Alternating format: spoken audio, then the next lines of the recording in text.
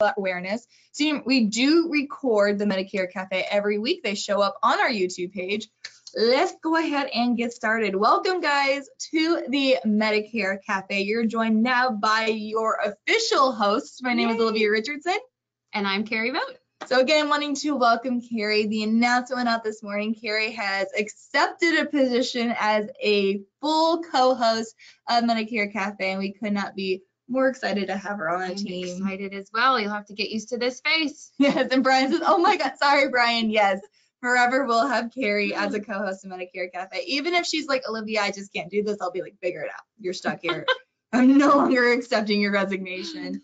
So yes, Carrie, you'll get to know Brian. I see that. Very I already well. know his name for the few times I've been here. You'll get to know him. Thank you. Very well in the cafe.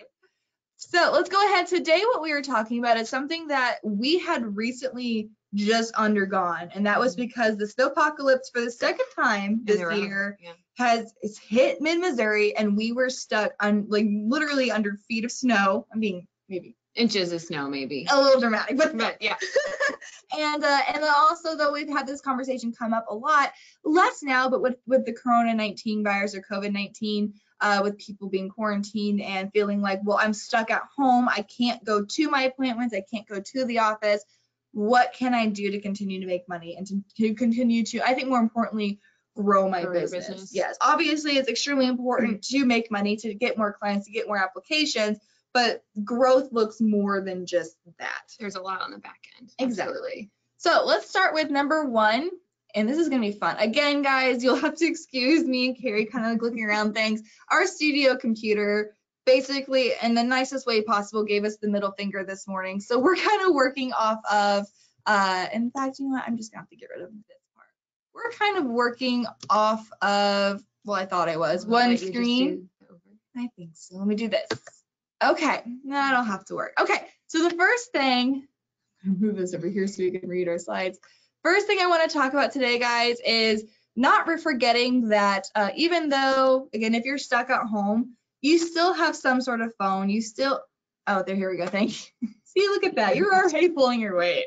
So again, guys, just because you're stuck at home, I want to really reiterate that thanks to COVID-19 really brought insurance sales, especially in the 65 plus market, into the 21st century by allowing and really facilitating telephonic enrollment. Telephonic enrollment doesn't mean you're a call center. The verbiage that I like to say, and you might call it something different, but I like to say a virtual agency. Allowing to be sold not face-to-face is not a call center. Call centers, in my opinion, it doesn't matter if they're selling vacuum cleaners or insurance policies. They work the exact same way. We're talking virtual, having a virtual agency.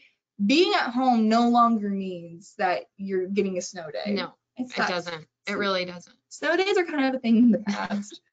But it's as awesome for being able to work from home on a snow day.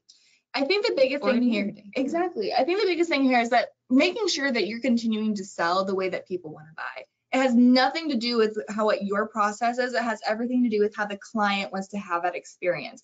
And especially that baby boomer demographic, they're used to doing things over the phone. They're used to having those conversations. And so if you do, my biggest thing is if you're afraid that you're going to have to cancel appointments, and you actually just told me the story where you did this with a client, you're afraid that you're going to have to, actually you didn't, Mary did, afraid that you're going to have to cancel an appointment, something comes up.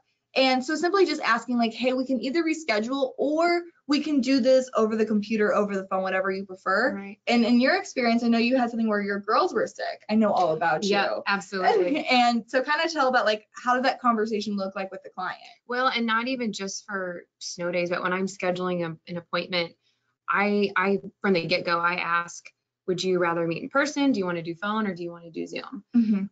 A lot of people say, let's start with phone. I mean, that is how they would prefer to talk. I even had somebody I called, and on her voicemail, she said, best way to reach me is text. So I texted her and we set up our appointment that way. So definitely sell the way people want to buy, or just even just setting up appointments the way that they want to. But some people I feel like do prefer the phone over in person. And if I'm having a phone conversation, a phone meeting, I'm such a visual person. Yeah. Sometimes what I'll do ahead of time is I'll get their email address and I'll say, hey, pull up this document while we're talking, so at least our eyes are looking at the same thing. And I think that is one way that helps it. Yeah, because I know a lot of people, again, like Zoom, they may not be able to Zoom, they may not be able to figure out the link. So saying like, just pull this up, let's go through it together. Especially when you're on the phone. B, C, and D of Medicare. Plus, if you also have a hearing issue, oh sure, sounds exactly the same. Yeah. And so I think if you can like be looking at the same document, it helps. How different does your appointment look whenever it's face to face versus over the phone? Is your process much different, or is it kind of the same, just tweaked? The process is the same. I think, unfortunately, it's just there's not as long of a warm up, I kind of call it. You know, just the relationship. Yeah, just because it's harder to connect over the phone. But as far as the like educating on Medicare and the process of the meat of what we're talking about is the same. This is what process was. Yeah, this is the process. This is process. Brian asked, is this the new official necklace? Right before we started, she was like, oh, we look like we have the same necklace on. It is different, if only just slightly. So the next thing, that's not the right computer. The next thing we want to talk about, things you can do on a snow day, is actually working with your social media. And I love this aspect of it because social media is incredibly important. You talk about this a lot with your networking and building relationships. But it can be, social media, especially Facebook, has a really bad habit of keeping people really busy and not productive. You don't make money off of a social media presence. Just scrolling. Oh, it's exactly like if I open my social media for something, I'm like 10 minutes later, I'm like, where am I? It's awful. So social media and doing this is an amazing idea for a snow day or for a stay-at-home work day, because it actually gives you time to allow to kind of do some more research on it and to make those posts. So scheduling out your posts, I joke that when I do social media accounts, I actually do it on my Sunday nights and I measure out how long it takes by how much wine I drink. So like perfect. To do about 2 weeks worth of posts is about a bottle of wine, and they get very creative. And so you can do that on snow day. If you're taking care of your kids, maybe skip the wine portion of it if they're having to stay home from school as well. But taking the time to actually schedule out your content for the next couple weeks, just make sure that your content's not like time sensitive and that it's stuff that like it doesn't matter if it doesn't post for another 2 weeks. It's still going to be relevant at that point. One of my favorite things that I've started posting probably a year now, that's not time sensitive is I call them Testimony Tuesdays. Oh, I love that. And if you have a client that has left you a good review, those obviously aren't really time sensitive. And so, I made a little graphic, and every Tuesday, those posts for, gosh, I think I'm set up till May or something. Really? So, wow. I would think a lot of agents would be like, I wish I had enough. Or however long Facebook, I think Facebook only lets you go out 3 months. I think 3 months in advance. Yeah. So that's a really great idea. Testimony Tuesdays. I know a lot of people do like the Throwback Thursdays to being like throwback to like when I first got started and things like that. So there's a lot of like themes that you can build around your social media that you can schedule. Right. The one thing I know that a lot of people do, because the biggest reason why people say like, I don't want to do videos is 2 reasons. One, they're afraid of it. And 2, they just don't feel like they have the time to dedicate it. So you do have the time on a snow day or at a stay-at-home day. The biggest thing is please like don't feel like you have to have a super polished video or a super well edited video. If you're unfamiliar, you don't know how to edit. What's on your iPhone or what's on the software that comes with the computer, iMovie or anything like that is good enough. Having more editing makes it appear more professional, but just make sure that you don't edit it to the point where you lose that human touch, because people want to work with human beings and they want to make sure that they're working with somebody. If it's too polished, it looks too corporate, and people want to work with the small businesses. So do you have a lot of agents that are making videos? I wish I had more. I wish I had more that would do videos, because the studies and statistics show that video is king. Your worst video will outperform your best blog post. I fully believe that. And people just don't have the attention span to read a bunch. So the agents that do utilize their videos, I know you're starting a bunch of videos, and how do you feel like your success post for this video? Where do you feel like? It's night and day. I feel like video gets so much more traction. I think the key to the videos is you just have to keep them shorter. Because people do lose interest if I'm making like a 10-minute video. Sure. Jim says that he's having a hard time hearing you. Again, guys, we apologize for our setup. We're currently using just a laptop because our studio equipment wasn't working this morning, so we'll just project more. I'll talk louder. Enunciate. I also am I scream into like everything I do. I just go 10 out of 10 everything. So again, social media, focus on videos, schedule out your posts for the week, make sure the content isn't time sensitive. Next is something that I might as well just shut up because this is what you do best. But you said that this is what you do on your home days, and this is where you really focus on working with you call them strategic alliances. I think just anybody that, like you said, that not only you can learn about, but that can help you grow your business and that you can help them grow their business. I've connected with so many different network partners. I started, locally in the mid-Missouri area, but what I'm doing now is I've kind of creeped on LinkedIn enough in the local area of who I can connect with. And so I'm trying to broaden my reach. Sure. So don't even just think, right here locally, wherever you are, but think of anybody that can do, that is in front of a senior, and try to find them on LinkedIn. Look at what they do. Look at their videos. There's some guy I don't know how I even found him, in Michigan, who I have learned so much from him.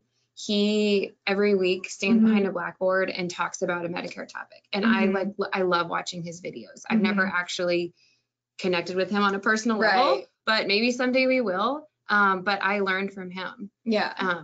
There's so much that you can do on LinkedIn, or if you already have maybe reached out to somebody and your message got stuck in their DMs. Yeah, slid into the DMs and stayed there. Have a follow-up, or go through all of your sent messages and figure out who haven't I heard from, and try to reach out again, or try a different way to reach out. Instead of sending a message on LinkedIn, look them up on their website, find their number, and call them. I know, like you kind of called it, like you said, there's Facebook creeping, but then you LinkedIn creep. Yeah, like you LinkedIn really get into LinkedIn on your days. I do. I don't want to say days off because that's not real. Right. But like on your slower days. Yeah. So again, connecting with your networking partners is a huge opportunity. Take the time to do that. Brian, in this colorful commentary. Next we have organizing your CRM. This is a huge one that I think a lot of people, especially individuals, if you're working with leads, if you're somebody who, again, I reach out to leads, I never hear back, make sure you're actually putting those leads into your CRM, even if they're not current clients, or have at least a separate way that you organize your leads on a slow day, on a snow day, on a quarantine day, whatever we want to call it today. Making sure that you're reaching back out to those leads, back out to them, writing them a short little email. My favorite email to those individuals who you haven't heard from is just asking the question, do you still have questions about your insurance? Absolutely. Even if you never actually got a hold of them, they replied to that card, or they replied to that internet lead, whatever the case may be, for a reason. So shooting them an email that just says, do you still have questions about your insurance? But organizing your CRM, are there leads that are now obviously cold, but somebody that you have a name and a number and a reason to contact, and reach back out to those individuals.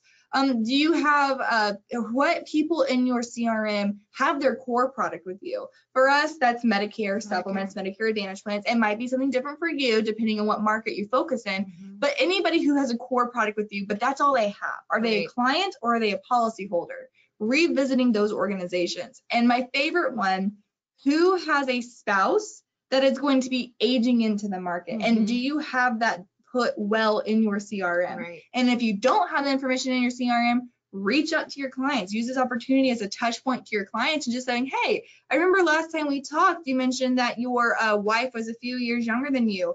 Do you mind reminding me, when is it that they're turning 65? I want to make sure that I am available to them when they start having questions. So again, updating your CRM, organizing it, making sure that it's ready to kind of build, or you can put it into action for your marketing plan whenever it's time. And to add to that second bullet point of who doesn't have additional plans with you, during the hustle and bustle of AEP, I feel like January, February, and March is such a good time to, AEP is crazy. Like you're really just getting those Medicare plans. But if you left a note on somebody, go back and revisit your notes. Hey, they mentioned dental, or hey, they mentioned cancer. This is a perfect time to go back and say, hey, how are you liking your new plan? Yes. Make another touch, and say, you mentioned you were interested in dental. Yeah. Let's talk about that now that we, have a little bit more time. Mm-hmm. Oh yeah, and that's what we always talk about doing the Q1 follow-up is you do your appointments in AEP, but your AEP business isn't safe right now because we have OEP. Yeah. What's crazy, so we actually had a meeting with United Healthcare, and you might find this really interesting. United Healthcare let us in on a little secret. Ooh. And they said that what they call them, they say win back rates. And what a win back rate is whenever they lose somebody during AEP and then they come back using OEP. So they lost them for the month and they come back. They say their win back rates have doubled this year. What? Yes. They said, so I was talking about like OEP is kind of crazy. Our OEP numbers are way up. Like what's going on? United Healthcare, their win back rates have doubled. Interesting. And I bet you could guess, now it's MA, so it's less in this area, but their number one plan, who they're winning back from, can you guess? Ansem? WellCare. Oh. The WellCare yeah, MA. we don't have WellCare. Exactly. We don't have that a ton in our area. We have the PDP, we don't have the MA. So just keeping that in mind, guys, people, they're saying OEP is crazy right now. So making sure that you're revisiting your book of business to make sure it's still your book of business. Right. Absolutely. So anyways, Brian, friggin' smell care. I mean, I'm not one to like talk bad against a carrier, but like, sure, I'm not going to disagree with you. Continuing education. This is one. Loves continuing I know this is something where you'll have, you actually brought this up. This is a good time to get your CE credits out of the way. Yeah, absolutely. I have, some of you might have multiple designations other than insurance, like myself.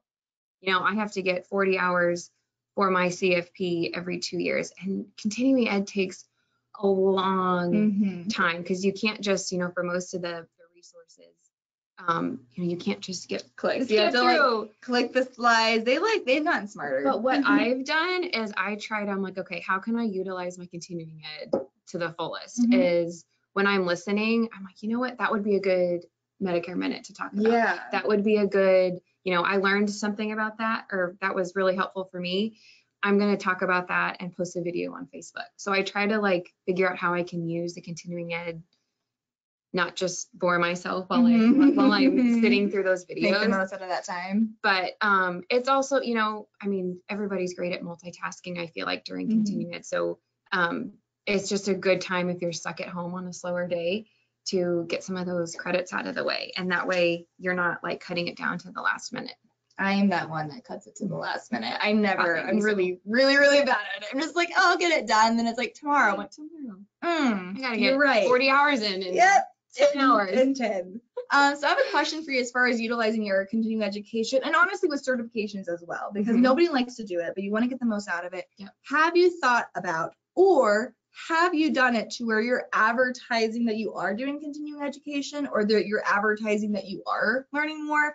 In my experience, again, I have experience back, 15 years ago now that I was a personal trainer. We had to do continuing education then. And that was one of my big selling points, is just like, do you want to work with somebody who's outdated, that doesn't know today's trends, or do you want to work with me? Here I am learning about all the newest and improved ways to make fat go away. Is that something that do you feel like clients care about that? Do you feel like that's worth the effort and energy? I think some might. I mean, I think it shows that you're obviously being compliant. Sure. But so for my CFP, I'm not using it in the sense that a normal CFP is. Right. So by using my continuing education, I think people realize that I am still keeping it up to date from that sense. But from the insurance standpoint, I have had one person, it was actually a financial advisor that I work with. I do tend to gravitate towards the Medicare supplement routes, but I told her I still do all the trainings and continuing ed for the Advantage plan, so that I might sell most of the supplements, but I would say 90% of the questions I get are about Medicare Advantage. So if I wasn't staying up to date on my continuing education, I wouldn't be able to answer probably half those questions. So it's a great talking point. Yeah, absolutely. So again, just making sure, I know we all talk about and complain about certifications, things like that, but it is a great point to, again, it's really easy to say, well, if your agent doesn't talk about this, you might want to double check, because I'm continuing my education, I'm continuing to stay up to date. Your agent may not be doing that. Absolutely. And then you can check out our webinars in our university, guys. If you're interested in learning about any particular topic about sales, marketing, products. Check out the university. When you have some downtime, it's a great time to be like, hey, I've been getting a lot of questions about cancer. Been getting a lot of questions about DVH. I'd like to learn more about that. This is a perfect opportunity to really invest in your own education. Absolutely. And then getting organized. I think this might be one of the last or second to last slides we have on here. Getting organized. One of the biggest things I get whenever an agent calls me mad. Nobody calls me to be like, Olivia, things are going great. Just want to let you know. Of course. I get the calls whenever poop hits the fan. Yes, exactly. When there's fires are blazing and I got my fire hat on and I'm just kind of panicking, but still getting it together. And the question that they said, like, why didn't the carrier, for example, United Healthcare just launched some agent terminations for lack of doing certifications. Can't tell you how many phone calls I got of, why wasn't I told? And it's like, okay. It must have gotten lost. I'm sorry you feel like you weren't told. But I can see where we sent you 2 emails. I can also see where United Healthcare sent you an email about it. I know that no agent loves office work because we're salespeople. We want to get out there. We want to talk to people. We want to make money. Checking our emails doesn't necessarily equate to making money. Right. However, there are some emails and some content that the carrier is sending you, CMS is sending you, that we're sending you, that you do need to pay attention to and crucial. Absolutely. How do you organize? Again, we're talking about things to do on a day off. I hate saying that. Not a slow day. A slow day. A slow day. A slow day. How on a day day? Yeah. How do you set time to actually go through this stuff? Like, you being the agent out there, how do you set the time and make sure you have enough time to go through the office work? I have really high hopes that I start with every month, and I do this in January. I set one day a month that I try to not schedule any meetings, and that's going to be my get organized day for the month, where I go back through my emails and I put them in this is my carrier folder. This is my SBS folder. This is my correspondence with my clients. This is my correspondence with my networking partners. I try to set a day each month to do that. I feel like you could do it every week because there's so much. There are so many like carrier emails that we get, and that is a fear of mine, is that I'm going to think it's just like a marketing email. A lot of them are. They all look the same. Miss something important. And so that is one of the biggest reasons why I do that. Or I don't want a lead email to get lost. Yeah, because that's literally money down the drain. It is. And so I do it every month. Or if we have snow days, I do it maybe twice a month. Nice. And looks like this month you might be able to do 3 times. 3 times, yeah. We may be, again, there's like Snowpocalypse round 3 may be coming on Thursday. So again, guys, just making sure you're checking your clients' your application statuses, receipts, especially if you're a business owner, making sure that you have receipts that you can get your write-offs and things like that. My husband owns his own business. And oh my God, like if I throw away a receipt to anywhere, Casey's or anything like that, he's just like, I needed that. Like, why was it on top of the toilet? It's important. Like, why? I believe you. Why was it on top of the toilet? Why was it in my candle? Like, and so like maybe he needs an office day to just like get his schedule it on his calendar. If he looked at his calendar, then maybe. So number 3, check your calendars and contracts, making sure you still have the right products in the right areas. If you're in Missouri, again, we're representing all 50 states. Missouri's about to have some really intense shakeup right now. Mutual of Omaha's coming in with some really big rates. We're seeing some rate increases come down the line. So if you're in Missouri, what you're writing today, give it 3 months, you'll be writing something completely different. It's honestly crazy right now. So making sure that you have your portfolio set up to where you're up to date and you're not selling policies that just aren't relevant anymore. Right. And I'm sorry, guys, I'm having to get close to the screen because it's so tiny on my computer. Let's see. An email every month. Snow days. Yeah, so Deborah, you guys are getting a really close. Brian, I know, I'm sorry, you're getting so close to my piece.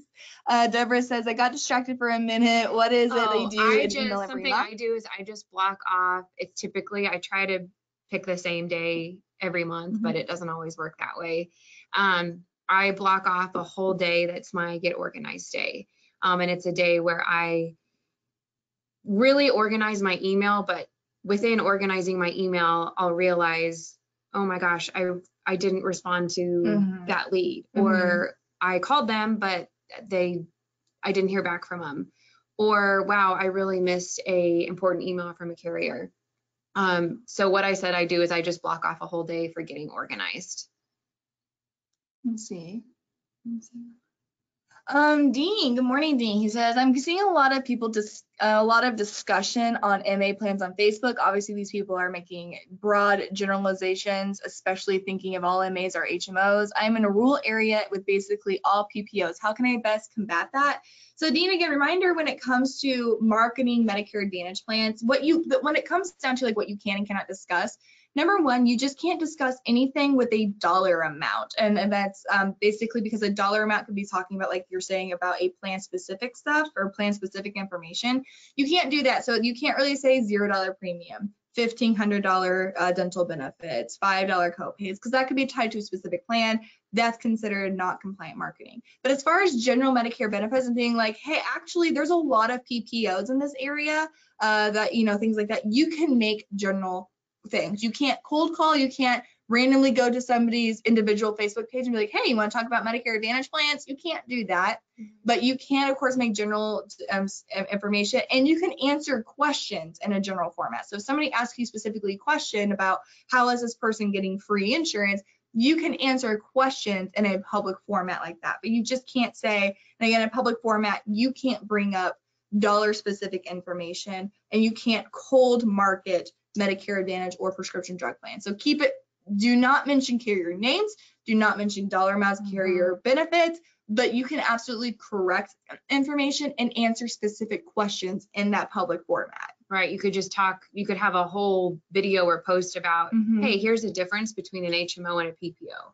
This is what the difference is. Yes. Or talk about, hey, some Medicare Advantage plans are MA only. Exactly. Some have a drug component with them. I think that's a really great idea, Dean. If you are like using like a Facebook page, which obviously you are, do a Facebook Live. I've been seeing a ton of misinformation out there about Medicare Advantage networks, and just do a quick 3-minute, the difference between a PPO and an HMO, and just saying in this area PPOs are available. I think again, doing Facebook Live, you're going to get more search engine optimization, which means that Facebook will actually post it more often than just posting a video. It'll post it way more often than just a Facebook post. So I think that content saying like, hey, I'm seeing this right now, I'm seeing it happening, I'm seeing my friends discuss it.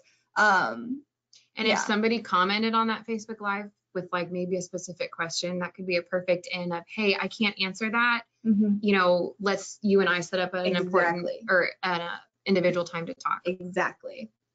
Okay, so I think, okay, I keep going for the wrong one. Yeah, that's what I thought. So that is what Carrie and I suggest that you do on a slow day, because there's no such thing as a day off. It's a slow day, snow day. That was something, again, our company was like, hey guys, we're going to be remote today. And I'm like, I remember snow days. Yeah. I remember the good old days. And that's just not a thing, but that's okay, because that means that like we're still able to help seniors out there. We're like the post office. Nothing can stop us now. Maybe, I don't know, that also sounds like a Queen song. Anyways, thank you guys so much. Brian, you had a lot of commentary here we're going to go through. But he said, great job. You got a great job from Brian. Thank you. He does not give those Thanks for the feedback. Often.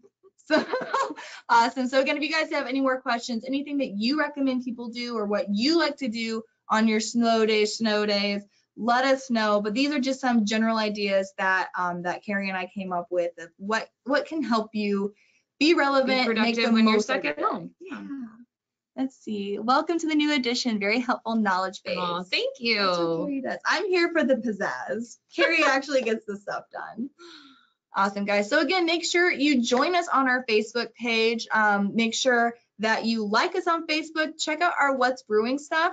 And we do actually have some really cool things coming up, guys. We're in just, you know, one thing that we're wanting to do, give you guys a little bit of insight for those who are still hanging out with us, is we're actually going to be taking the Medicare Cafe and putting it to a much broader audience and hopefully making it more easy to work with us and more easy to participate. We're actually going to start putting Medicare Cafe onto YouTube and doing YouTube lives with that. So very exciting stuff. So make sure, if you haven't yet, go and subscribe to Medicare Cafe on our YouTube channel. We have a YouTube channel. Go and subscribe to that so that you can be able to, when we do make the transition to doing YouTube and we'll be doing YouTube lives, that you can go ahead and continue to work with us. And Brian says, easier to participate. Brian, your comments will probably be public, so you simmer down. Brian, you stay home. You're not welcome there. Awesome. So let's see. How do I subscribe to YouTube? You'll just go to youtube.com, type in there Medicare Cafe. You should see our logo pop up, and it'll have a little bell or a subscribe button. You'll just click that. We say ring the gong if you're a YouTube and I think, influencer. I think YouTube makes you, I think it'll prompt you create like a YouTube account, like a login, but I don't think you have to if you don't have a YouTube account. It'll ask you to, but you don't have to. But you'll see all the ones you subscribe to kind of at the top if you do have an account. And we're worth subscribing to, just ask us. Right. You might get a matching necklace. We might get we should come up with Medicare Cafe bar necklaces, because I wear this one all the time. Okay, Jay, ask a question about I'm sorry, I have to get so close. I know, me too. How long is the CFP course program? Like, how many years do you have to study for that CFP program? Do you re-enter any public schools, any type of college offering a CPF course, CFP? So there's several kind of answers to that one. So some people, if you are in college and you get your personal finance bachelor's degree, you can just sit right then and there for your CFP certification. CFP is a certified financial planner. But what I did, my degree was in health sciences. I actually got my CFP afterwards, and I didn't have the prerequisites for it. So I used Kaplan. There's all kinds of, I can't think of some of the other ones, but Kaplan is a big one. It's just like an online university. I think it took me, I think it was 11 months from start to finish there's 6 courses you have to take. And you have an exam with each of them, and then you have like a capstone project where you're kind of acting like you're presenting a financial plan to a client. And then you have to sit for the exam, which is an 8-hour exam. And then you have to keep up your CFP. That seems like a lot of work. I don't want to do that. What is CFP? What is that? It's your certified financial planner. There you go, certified financial planner. When you deal with other areas in social media, should you zone in on those areas, or do you generally, or do you do general? Congrats to Carrie. So social media, it's all about what you want to present as an agent. So just making sure that you're showing content that's not salesy, content that's not, again, people are on there for family, friends, and hobbies and cat videos. And so making sure that you're not putting information on there that's going to be ignored. But like, so like if you were doing other lines of insurance, so like, for seniors, we do things like best to mineral recipes for diabetics, or how to avoid a fall this winter, or fun snow day ideas for your grandkids. Things that are, again, to the senior market, but not selling to them. Right. Others, like if you're doing other lines of insurance or other things that you focus on, just making sure that, again, like if you're doing financial planning, you might be posting some things on there about, would you have any examples of like what a financial planner? I know financial planning, you have more compliance rules when it comes to social media, but like what suggestions would you give for like that? For a broad one for financial planning? Oh gosh, I mean, you could talk about retirement planning, estate planning, like how the importance of having a will or a trust. For as far as to focus more on Medicare, I don't know if that was the specific question, but to zone in on those areas or do more general, I always try to think of it as don't sound salesy and don't be specific. So like, very general information, not like just try to think of it as educating. Like honestly, look at the Medicare New Handbook, and anything in there is that you could talk about is fair game. It's not going to be uncompliant. Perfect. All right, guys, so I know we're about 4 minutes after 10:30. I want to be respectful of everybody's time. Deborah, she was asking if the best mineral recipes for diabetics would be good for everyone. Again, it's crazy the amount of individuals. The percentages are like 60% of people over the age of 65 are diabetic, either type 1 or type 2. So it just is, again, throws a really wide net. But again, information that relates to your demographic without selling to your demographic. I know Carrie mentioned education is probably the best route to go. So yeah, educating people about general Medicare knowledge, general financial planning, general estate planning, things like that. So guys, we appreciate you hanging out with us. Stay tuned for even more really cool, really fun plans we have coming up for the Medicare Cafe. We appreciate you guys hanging out with us, even though we had some tech issues. Yes, thanks for bearing with us. Yes, awesome. All right, guys, thank you so much. So until next time, have fun, make money, and give impeccable service. Thanks, guys.